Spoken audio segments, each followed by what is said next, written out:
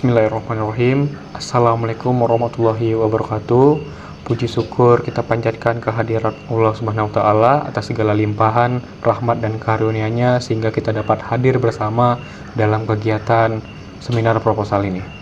Yang saya hormati Bapak dan Ibu dosen pembimbing dan penguji serta rekan-rekan mahasiswa yang saya banggakan.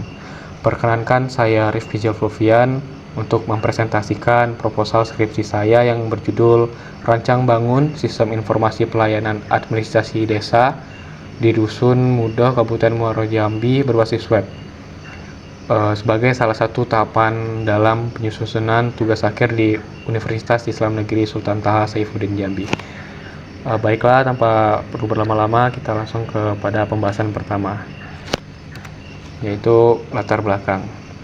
Pada desa Dusun Mudo, proses pelayanan administrasi penduduk masih dilakukan secara manual, di mana dalam pembuatan surat administrasi kependudukan, setiap penduduk yang mengajukan pembuatan surat diharuskan membawa berkas-berkas yang diperlukan dan secara langsung datang ke kantor desa Dusun Mudo. Hal tersebut dinilai kurang efektif apabila pejabat desa saat itu tidak berada di kantor desa karena ada kepentingan atau tuntutan dari dinas. Akibatnya, pelayanan tersebut terhambat, membutuhkan validasi dari kepala desa atau sekretaris desa. Selanjutnya, rumusan masalah. Yang pertama itu bagaimana merancang dan membangun sistem informasi pelayanan administrasi berbasis web yang dapat mempermudah proses administrasi di desa. Yang kedua, apa saja fitur yang dibutuhkan dalam sistem agar pelayanan administrasi desa menjadi lebih efisien. Selanjutnya, yaitu tujuan penelitian. Tujuan penelitian yang pertama adalah merancang dan membangun sistem informasi pelayanan administrasi desa yang dapat diakses secara online. Yang kedua, mengimplementasikan fitur-fitur yang dibutuhkan dalam sistem pelayanan administrasi desa. Selanjutnya, yaitu manfaat penelitian. Yang pertama, membantu dan mempermudah perancangan sistem layanan kependudukan pada kantor desa di Dusun Mudo. Yang kedua, mempermudah staf kantor desa dalam melakukan pelayanan dengan mudah, cepat, dan akurat. Selanjutnya kita ke bab 2, yaitu landasan teori. Jadi, perancangan sistem adalah sekumpulan aktivitas yang menggambarkan secara rinci bagaimana sistem akan berjalan. Hal itu bertujuan untuk menghasilkan produk perangkat lunak yang sesuai dengan kebutuhan pengguna. Salah satu tahapan utama yang dipertimbangkan dalam pembangunan sistem komputerisasi yaitu masalah perangkat lunak, karena perangkat lunak yang digunakan harus sesuai dengan masalah yang akan diselesaikan, di samping masalah perangkat keras itu sendiri. Selanjutnya, landasan teori lainnya, yaitu menurut Kotler, pengertian pelayanan yaitu setiap tindakan atau kegiatan yang ditawarkan oleh satu pihak kepada pihak lain pada dasarnya tidak berwujud dan tidak mengakibatkan kepemilikan apapun.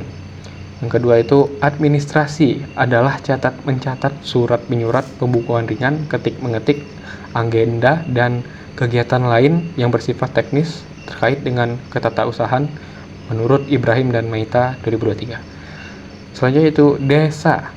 Desa merupakan tempat, area, wilayah di dalamnya terdapat sekumpulan atau sekelompok manusia yang beraktivitas dalam berinteraksi dan diakui oleh pemerintah pusat serta berkedudukan di dalam wilayah kabupaten daerah. Selanjutnya itu penelitian yang relevan atau penelitian terdahulu. Yang pertama itu dari Saban dan Sinaga dengan judul Perancangan Sistem Informasi Desa Berbasis Web Studi Kasus di Desa Tanjung Marajah, Kabupaten Simalungun.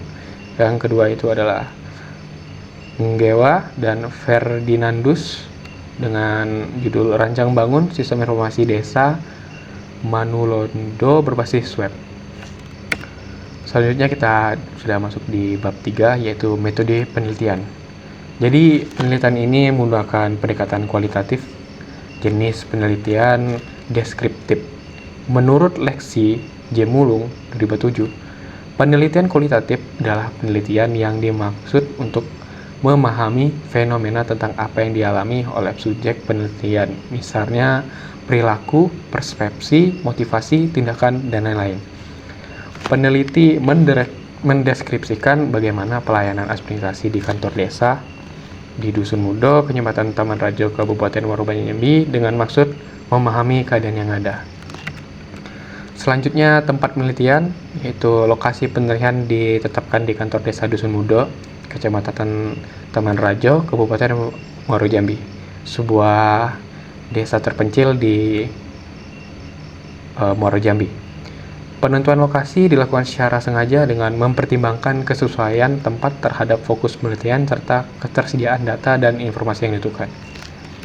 Selanjutnya itu waktu penelitian diawali dengan tanggal 15 Mei 2025 dan diakhiri di tanggal 20 Juli 2025, di mana dilakukan identifikasi masalah selama 2 hari dan tahap pengumpulan data selama 7 hari dengan melakukan wawancara dan observasi langsung ke desa tersebut. Selanjutnya ada tahap perancangan dan tahap penyusunan hasil.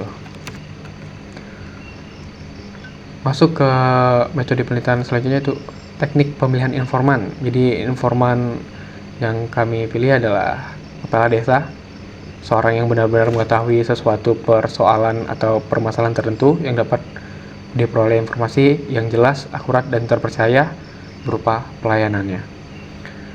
Sumber data. Data primer didapatkan melalui kegiatan wawancara dengan subjek penelitian, observasi, dan pengamatan langsung di kantor desa Dusun Mudo. Dan data sekundernya yaitu data yang diperoleh dari beberapa literatur seperti buku, jurnal, dan karya ilmiah. Selanjutnya yaitu metode pengembangan sistem. Penelitian ini pada sistem informasi pelayanan administrasi ini menggunakan Software Development Life Cycle atau SDLC dengan model pendekatan waterfall. Metode waterfall pertama kali diperkenalkan pada tahun 1970 oleh Winston W. Roche. Metode waterfall merupakan metode pengembangan perangkat lunak yang memiliki tahapan yang berurutan. Berakhirlah proposal skripsi hari ini. Jika ada salah-salah kata maupun perbuatan, saya selaku pembicara memohon maaf sebesar-besarnya. Baiklah, saya akhiri. Wabillahi taufik wal hidayah. Wassalamualaikum warahmatullahi wabarakatuh.